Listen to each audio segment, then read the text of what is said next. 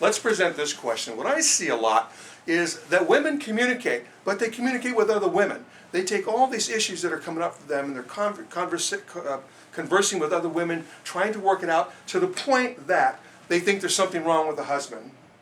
Okay? Because he's not doing that. That's right. So that's affecting their hormonal levels too, right?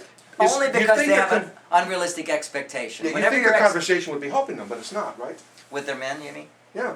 So when women talk, just talking, by the way, when women are stressed, produces serotonin, relaxes the brain, stress levels go down, and they feel nurtured and supported, oxytocin levels start rebuilding. That's the word that I wanted, the support. That's what I was going to go. It seems like when they do this, they're getting a false sense of support, in which case they become victims.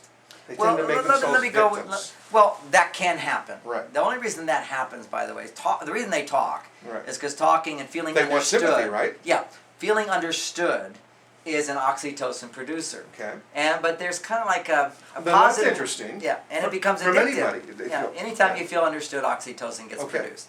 And it's really bad for men to whine and complain and sympathize with each other because it produces too much oxytocin and can lower their testosterone. I stopped a long time ago. That's right. I teach men, forget all this baloney psychology stuff, open up, share your feelings, be a feeling person, be considerate, be caring. Sometimes if it's a big deal, you can talk about it, but it just sounds terrible. If you're finding a solution. Yeah, looking for a solution, it's always with the goal, that's testosterone oriented. But for women, anytime you talk about a problem, you're going to feel like somebody's hearing your stress. And when someone hears what you're stressed about, you will experience oxytocin, your stress levels will go down. Now, but what I teach women is ways to get super oxytocin as opposed to just some oxytocin. When you're sharing being a victim, you do get some oxytocin, which is why people get addicted to it. But you're not stepping up into the place of responsibility. I don't think they're getting a solution. I think that reinforcement they're getting from the other side is adding to their stress because the problem just gets bigger and bigger. But the reason they do it is it does lower their stress temporarily. Temporarily, but the mindset is constantly reinforcing you're a victim instead of hearing your pain, hearing your upset, and then going to problem solving, which is always any quote enlightened type relationship, a loving relationship. You have to realize that whenever there's a problem, you're a part of it. Yeah. There's no such thing as it's all my partner's fault. What I try to do when I'm counseling them, because you hear them saying the same thing over and over again, just like they're talking to their friends, is they're going from A to B to C, A to B to C, A to B to C, like a cycle. But they're never getting any further. They're not getting beyond the problem. So where they differ from men is men are looking for a solution. Yeah. And they tend to be looking for that short-term fix, a little bit of sympathy. Yeah, so they're getting a little dose. Part of this the sympathy is oxytocin. Compassion is a much bigger dose of oxytocin. Okay. Compassion has no sympathy in it at all. Like people come to me for counseling. They're two different things to me, exactly. Yeah. Right. And I'm not saying you shouldn't sympathize, but it doesn't bring you to a higher level. Compassion. But it's certainly a symptom of a problem if they're doing that cycle. Oh, if they're dependent on that. That's right. It's a symptom that they have this issue that we're talking about. Yes, it is. Okay. Yes, it is. So now, how would that person suddenly make a difference? Let me define the difference between sympathy and compassion. Sure. Because I don't want to say sympathy is bad. You shouldn't stop with sympathy. But sympathy is, oh yeah, I've been there, that's awful. Yeah, that hurts, or that's difficult, that's challenging. Particularly women, they need some of that. That's a nice open door to oxytocin. Right. But where it really just starts becoming compassion is where you look at that person is not stuck there. But you realize that this must be happening for a good reason. They're going to learn, or isn't it great that you're there for them and now they can get better? And you have to hold. You can't just discount somebody's pain. Right. And this is what men tend to do. I'm going to add that what I would tell them is I think compassion is understanding your situation. Yes, but not validating that you're a victim. Right, exactly. It's just, I don't feel, feeling sorry is kind of the word we use for it. I learned this when I was a marriage counselor. People used to come to me, I've been through big upsets in my life, devastating experiences and huge losses, and I had to learn how to go through that emotionally. And I became the person I am today. I learned how to become, compassionate and loving and understand people, more considerate, more motivated. You took responsibility for the situation. Because I did. I learned how to do that. Okay. So when people come to me and counseling, and when they're in pain and bad things happen, I feel their pain with them because I've been there. And I feel they're so lucky, too, because I knew how much I grew through that. Right. And I know they're going to grow through it because they've got my help. One of the things that I tell people when they come to me with a problem, that's progress. At least you know you have a problem. I said, first of all, try and get a bigger problem. You'll automatically take care of that one. Or else, let's take care of that one. Right, that's a good point. Absolutely good point. It actually works. I know it does, Yeah. absolutely. So, well, anyway, so here we go. Sure. It goes the other way too. If we're ignoring the big problems, suddenly everything that's little becomes big. Yeah. See, a lot of women, So they for could be example, excuses. well, they just got this emotional charge building up. Let's say you don't have a sex life. Right. That's a big problem. Okay, you're not having sex with your partner. It's this sleeping elephant in the room. So part of you is really feeling neglected, not supported for both the man and the woman. That was a big thing in the beginning. Now it's gone. Yeah. But you don't know why, whatever. It's not there anymore. So what happens is you're really upset inside, but you don't want to look at the fact that the reason you're upset is you're not having sex. So what happens is a lot of little things like, well, he forgot to do this, or she said that, or that little mood she was in, the look she gave me, little things that should just go off our back suddenly become as important as the real problem that we're denying. And you notice how when you're counseling them, I find that you start off and they tell you what the problem is, but as you keep getting deeper and deeper, it's something else. It's always something else. So you have the same experience. Absolutely. Yeah. And one simple formula I've always followed is when people are not able to solve the problems in their life, so they seek out help. What they think are the problems are never the problems. Okay. It's always something else. It's a real issue. Sometimes it take a while to find it, but Yeah, that's but the their real issue. upbringing affects this. I find that Of people course. are reflecting back on their upbringing and have sort of set the scope of the solutions available to them. That's right. So somehow we have to give them some sort of insight, like you and I, Right. to see beyond that box that they've been putting themselves in. And you know, as a therapist or learn this, right? counselor or helper, the key to it is to validate where they are and move them beyond it. Exactly. Validate where they are and move them. Get some progress. There has to be movement to make a change, right? Absolutely. So, anyway, when you talk about what's going on inside of you, and there's some empathy, which is kind of in between compassion and sympathy, but any of those three, some oxytocin gets produced, and that's what women are looking for. Now, here's the problem today: is that when women talk to their husbands about what's bothering them, on a deeper level, they're wanting him to do something about it. They're basically saying, I'm overwhelmed, I'm exhausted, and they're implying you're not helping me enough. Or you're not doing enough for me. Or they want him to change. Let's see if we're on the same page, because I would say the biggest thing is they just want to be heard.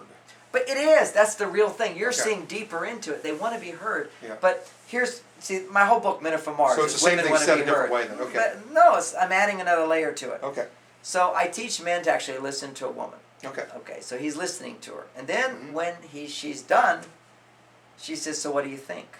Right. She wants some sort of That's true. validation That's true. from him. She wants a message from him to confirm that he understands what she's saying. She wants something I was from going to him. say they want to see if he actually got it. That's right, but that's changing. Okay, I'm with this guy who doesn't get me, now I want him to get me. right. So they're wanting him to perform in a Right. response. Okay. Now as men, we all know that when women start complaining and getting bothered, many men start just sinking. Their testosterone levels start dropping. They go, oh gosh, I know where this is going to go. Right. Whatever I say, it's going to be the wrong thing. You know that thing where Right. she's complaining about this, and a guy says, well, don't worry about it, we'll do this and this. She says, you don't understand, and it spirals down. So men sort of panic when women are talking about problems, because we already anticipate this could go on and on. No matter what I say, it's not going to make things better. Right. Because she's looking for some kind of response that's probably not going to be there. And you can learn to fake it or whatever, but it's just not going to be there. What I'm teaching women is you don't need that response. That would be good, because I also find that there may not be an end to the problems. Well, Okay? They solve that one, they'll give you another one. that's the whole thing with it. Right. See, that drives men nuts too. Exactly. But if you just understand the way the brain works and the hormones work, is that when there's a stress, if a woman can talk about it for a short period of time, not a long time, a short period of time without interruption, and somebody looking, trying to understand, that's all they have to do, Okay. that her oxytocin levels will start rising higher and higher and higher. Okay, so we have like a 1, 2, 3, 4 step plan here. That's it. Okay, It's so let's learning- get the steps Okay, then. one is, I will do the 1, 2, 3. 1, 2, 3. Okay, increasing oxytocin for women. First of all, Okay. women have to understand that 90% of that job is hers. She has to learn how to find balance in her life. Okay. She's in a testosterone world. She has to carve out oxytocin activities. What are oxytocin I activities? think we're speaking of awareness to a degree here, Well, right? we start with awareness Yeah. of what she needs. Right. She keeps thinking, I need you, the guy, to change Right. in my life. I need more Yeah. from you, and that's not the So answer. she needs to know there's something in her that needs to change. That's and right. she needs to be aware of her life, her situation. But Whenever also, you want somebody to change, it's because you're not looking but at something can't you you have be to aware of change in her yourself. bodily functions and thinking and moods and all that too? Can that be part of it? Of course, that's She all part monitors of it. herself, Well, right? she monitors herself, but what I'm talking about is an attitudinal shift. Is Right. that when you're feeling, I want my partner to change, there's something you need to change in your lifestyle. Right. You're not happy and you're wanting him to make you happier. Mm-hmm. What you need to be is feeling happy, and then you can have him make you happier. If you're unhappy, you can't look to a man to make you happy. Period. Right. No rule. You just got to Right. get, that's a losing formula. It will Right. never work. Men can take you from 90% happy to 100%. That's it. That's all we ever have done. That's all we can do. You can't expect another person to fill you So up. if you're unhappy, we need to look inside first. Both men and women. We Right. have to look, Okay. and not just look inside, do things that we know, without depending on our partner, that will make us happy. So at least we know that in a relationship, if one person's unhappy, the other person's unhappy, so obviously both of them have to start looking inside of them. That's right. That's right. Step one. Looking Okay. inside or looking to changes in their life. Okay? It can just simply be a woman who's in a job making testosterone all day. Yep. She needs to create balance in her life. He can't do that for her. You just said one of those words of looking to change. Change is something I find people are reluctant to do. Either they get into You a mean rut. change their own life? Yeah, Right, right. It's so right. much easier to blame somebody Yeah. else. Every time you one finger pointing out, three fingers point back. It's our job to be happy in life. Exactly. And self-happiness or self-sufficiency, we can find happiness, is the foundation of a successful relationship. Okay. And when it's successful, it's because we're there, and our partner then takes us a little bit higher. That's what it's about, Right. a little bit higher. So we go from happy to happier. We go from good to great, and then to ecstatic. You can't get to ecstasy without a partner. Right. There has to be some interaction. We can only go so far with ourselves. When I'm counseling, I'm actually trying to get movement or progress out of them, not try to measure an end goal. Just One further, step. further than where you're at. I know. Right. See, Just that's what I'm learning. movement, progress. Movement in the right direction. Right. All you don't have to go the whole length, then Exactly. you're dead. You take one step in the right direction, and fulfillment comes into your life. So if you don't have fulfillment, it's you're working hard going the wrong direction. Mm-hmm. There's not a clear map. What I'm giving is a hormonal map for Mm-hmm. women.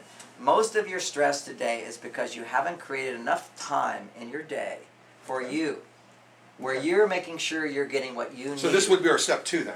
No, that's step one. That's finding So the it's all balance. part of step 1. Wow. That's Okay. Okay, well, that's the context. Okay. And within that context, if you have a relationship, Okay. then it's creating romance. Don't wait for him to create romance. She creates romance. She's the one who's complaining there's no romance. He's just complaining there's no That's sex. a very good point. Right, Yes. right. Yeah, So, wait a minute. exactly.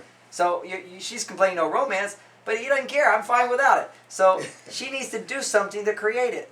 But if she was to do all the romantic things she wants him to do, she'd just resent him. And it wouldn't create the oxytocin. Right. She'd become the man. What she has to do is be the woman who's co-creating romance. And women don't understand this. Nobody gets this. To co-create romance, this is the woman's job. Mm-hmm. Her job is to identify what she'd like to do in a week. What will make me Okay. happy? Identify what you would like to do in a week. Week from now. Okay. Then you tell your partner, and actually if you want to do it the best way, not that you have to do perfect every time, you tell them 3 things. There's 3 things like I a like. plan. Yeah, 3 things I like to do next weekend. You pick and decide which one you'd like to do with me, and take me, do it for me, and it will make me Is the really purpose happy. of the 3 to get some success? Like he'll take one of them at least? Well, when you give him a choice, then it's more like he can take credit for it more. Oh, interesting. Okay. You see, if she says, I thought do it increased the odds he would do one of those 3. well, no, it's just basically the more he can be involved in the decision to do it, the more he'll take credit for very it. good.